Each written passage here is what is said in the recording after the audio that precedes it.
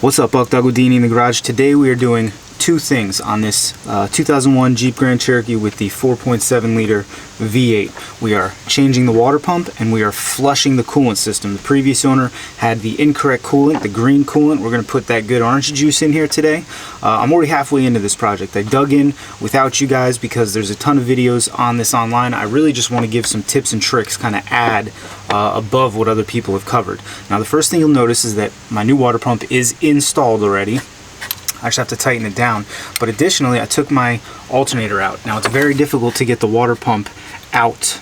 You can't go down because you got the crank down there. You can't go up because you got all kinds of hoses. So there's two things you can do off the hop that'll make your life incredibly easier trying to wrangle your old water pump out and your new one in. First thing, just remove the alternator. You can try to sneak around it, it's not going to work.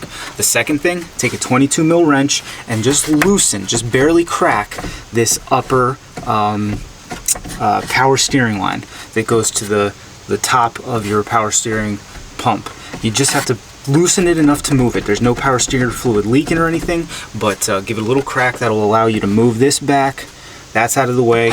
And then you're good to go to sneak your new water pump in.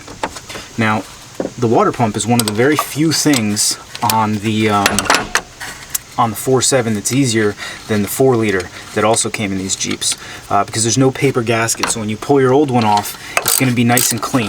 All right. What you do want to do is make sure there's no debris. Make sure nothing from up here fell down into the block of your engine down there when you were removing your old water pump. And then maybe you want to take some 400 grit sandpaper and just lightly clean any corrosion that might be on there. All right. Then what you're going to want to do is put all your bolts back in place. Let's see, this bolt down here, I know you can't really see, and this one are longer than the rest of them. So you just be aware of that, put them all back in the right place and get them finger tight. This 4.7 has a different type of gasket, which makes it nice because there's no cleanup of a paper gasket, but you really have to be careful about how you tighten it down. You have to make sure you torque them, first of all. You all know I don't torque very many things, but 4.7 liter water pumps is something I do torque to 40 pounds, and you need to make sure you do it in the star pattern that you would anything else, a head gasket or a a differential cover. Let's go look at my old water pump to see why the gasket's a little different. All right, here is your water pump that is on the 4.7 liter V8. I do believe this is the same water pump that's on the 3.7. I will double check that though. You'll notice it does not have a paper gasket. All right, it has an O-ring that goes into a groove in here. And I mean, I actually love this design. There's not many things I like on the 4.7 better than the 4 liter, but this is great. You pull it off, your water pump that is, and there's no paper gasket mess. There's nothing worse than you're trying to clean up the old stuff and now you're worried about getting paper gasket and old RTV inside of your engine. So it's just this little O-ring. When you get it, you're going to place it in this ring, press it in, and it's going to be proud of the rest of the water pump here. It's going to be sticking up quite a bit, and that's what you're really torquing down and squishing this. It's also a good idea to put some old coolant, or new coolant better, on this like any other O-ring. You want to lubricate it before you install it. So this is why it's very important to torque things. This is aluminum. You don't want to bend it and cause leakage, and you also want to make sure that you're going in your star pattern when tightening so that you evenly clamp this thing down. All right, once they're all snug, we're going to go around in that same star pattern and torque them all down. 40 foot-pounds.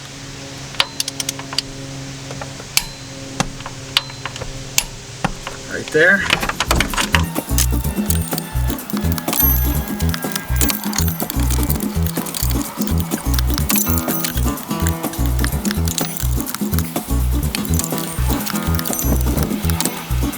That's all there is to it. Now this is all torqued up. Now to put everything back together, you're going to replace the alternator. You're going to make sure you tighten this up or you're in for a nasty surprise. You're going to replace the idler, which you had to take off with a 15 mil.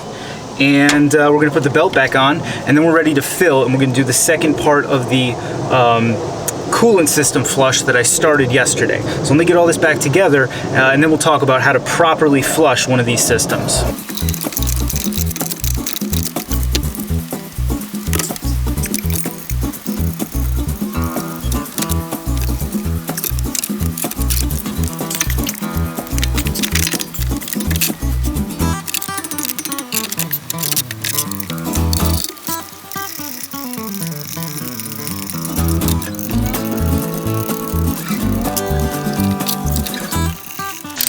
should go without saying that you want to make sure that you have disconnected your battery terminal long before you start messing with your alternator.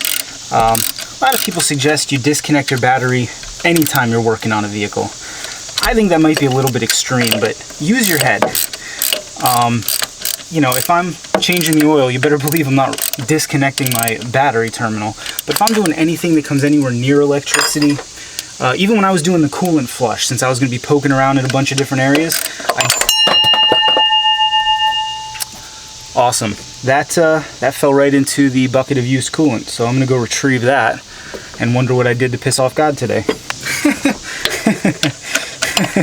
You don't get stuff like that on Bleepin' Jeep, right? God, some days I really do feel like a hack. Alright, what was I saying? It doesn't matter. So we're going to tighten up all this stuff. I don't know what the torque specs are on the alternator. Just understand that everything you're going into is aluminum. And if you strip it out, your day is going to get a lot more miserable.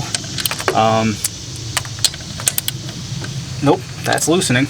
Jesus, I tell ya. Okay, now the top piece up here is the 1/2 inch. Where did I put that 1/2 inch? Get that connected. And we're pretty much there. We just need to put the belt on. Now, yesterday, I was splitting wood all day with a log splitter. My dad was running the splitter. I was hucking the wood into a pile and then stacking it. And I did something to this arm. I pulled something right here. It's like all swollen. I don't know if you probably can't tell on, but this hand is basically useless. I cannot grip anything with it today. And I only mention it because getting this belt on without the use of my left hand is going to be pretty interesting. Normally, I would probably just gloss over this process, but what you're about to watch is probably going to be pretty funny. So I'll let you guys join in as I attempt to pull the tensioner, route the belt, and get it all in the right place with only one hand and a kind of gimpy meh.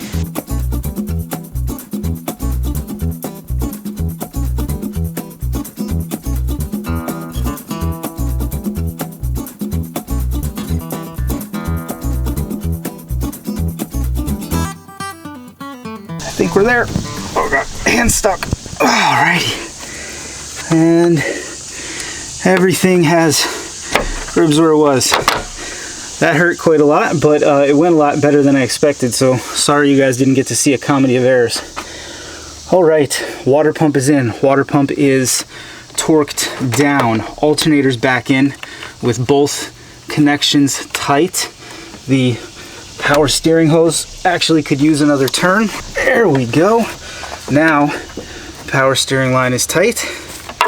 Let's talk about the coolant flush. There are a lot of ways you can flush the coolant in one of these systems. What I chose to do was to drain the petcock valve at the bottom of the radiator and also to remove the thermostat housing to get out as much coolant as I could. And then I filled the system with water. And I ran it up to temperature, let it cool down, and I did that 4 times. Now, there are 2 ports on the block that will help you get out more fluid that would probably prevent me from having to do it 4 times. Additionally, you could try to disconnect the heater core lines, but I identified it wasn't worth the extra work. Gallons of distilled water are $1 a piece, so that's the direction we went. If you're gonna do a flush like this, it's a really good idea to clean your reservoir bottle as well. You can buy products to clean this. What I do though is I just take it out, I rinse it with water, I scrub it around. I have a brush that I use for stuff like this, get it nice and clean, because this is the stuff that came out of it. It's just old coolant that dried up, God knows what. It's a 20-year-old Jeep. That's the crud that came in it from the factory. So you don't want that stuff getting sucked up into a new clean cooling system, you know, kind of defeats the whole purpose. All right, we're ready to fill. We've got our radiator cap off. We've got our bleeder valve cap off. We've got everything else connected. Our water pump is tight. Our thermostat housing is tight. Our petcock is tight. We've got our 2 gallons of this fancy pants coolant here. Now this system takes 13.5 quarts of coolant plus another quart in the reservoir, but we're going to worry about that later. Of which 50% of it needs to be coolant. If you convert that to gallons, we need about 1.68 gallons of coolant and 1.68 gallons of water. Now there's a bunch of clean distilled water in there from the flushing process. So what I'm going to do is put in 1 full one of these and then a little over half of the second one. At that point, I'll fill the rest of it with water, and that should give me darn close to my 50-50 mixture that I'm looking for. So we're gonna get this stuff in, go through the whole process of bleeding, and then fill the rest with water, and we should be good to go.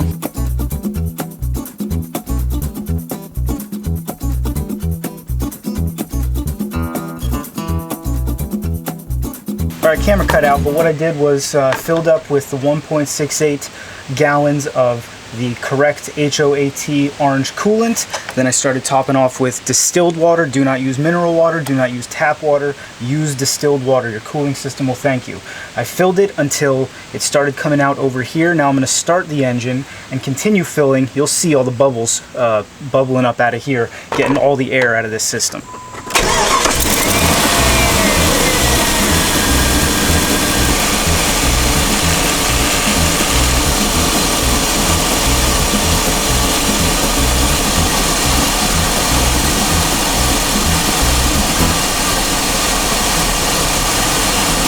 Alrighty friends, I know it's a little bit dark. It's the end of the day. When I last left you, we were bleeding this bleeder valve right here. Here's what I did. I kept bleeding that, adding a little bit over here as needed until the bubbles stopped. At that point, I replaced this valve. I replaced the top here. I filled my coolant reservoir with 50-50 mix.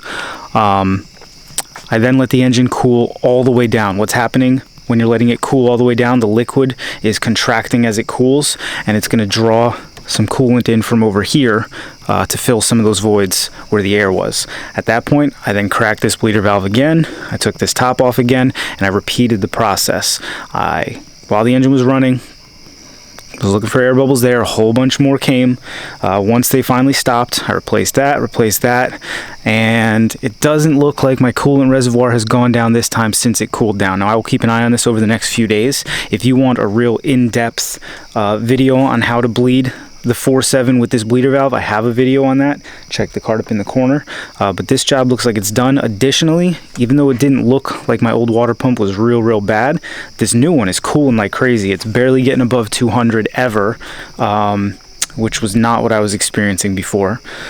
I'm routinely running at 195. I never saw 195 before I put the correct coolant in and changed out the water pump. So I don't care which one it was, but every time I'm getting, if you're following this project, you know, my coolant's getting a little better. I'm kicking myself for not replacing the thermostat. When I pulled it out, it looked almost brand new.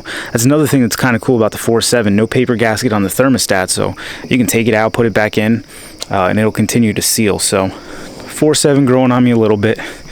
I'll always be a fan of the 4.0, but you know, little by little. All right, if you got any questions, by all means, comment down there in the squawk boxes. As always, thanks for watching. See you next time. Quick little side note, these petcock valves on aftermarket radiators tend to leak. I know some people go out and get an O-ring to put down there, or they get an aftermarket little metal piece. Just some Teflon tape, man. Little Teflon tape wrapped around this bottom part there. It's gonna give you all the sealing you need. Just like that. That's never gonna leak.